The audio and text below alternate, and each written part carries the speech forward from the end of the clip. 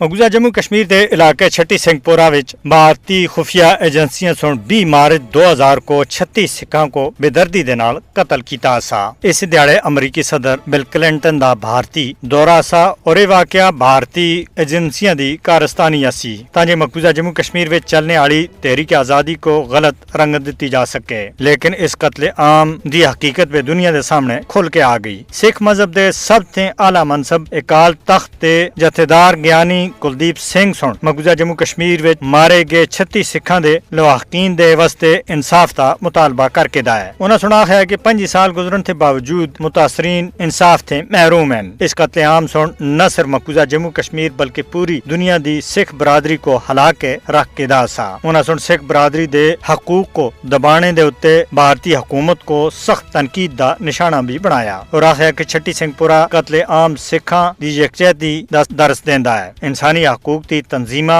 और मुबसरीन सुन कई बार आखिया है कि एक कत्ले आम अमरीकी सदर दे दौरा भारत के उत्ते भारतीय खुफिया एजेंसियां सुन एक अपने नापाक मकासद की खातर करवाया सा और इसका मकसद पाकिस्तान और तहरीक आजादी कश्मीर को पूरी दुनिया के अंदर बदनाम करना सा। क्योंकि भारतीय खुफिया एजेंसियां का एक ट्रैक रिकॉर्ड है। जिस तरह मुंबई में हमला करवाया और भारतीय पार्लियामेंट मक्का मस्जिद मालेगांव और पहलगाम फॉल्स फ्लैग ऑपरेशन करके बगैर किसी सबूत थे इसका इल्जाम पाकिस्तान दे उत्ते ला के पाकिस्तान दे उत्ते हमला करने का बहाना बनाया।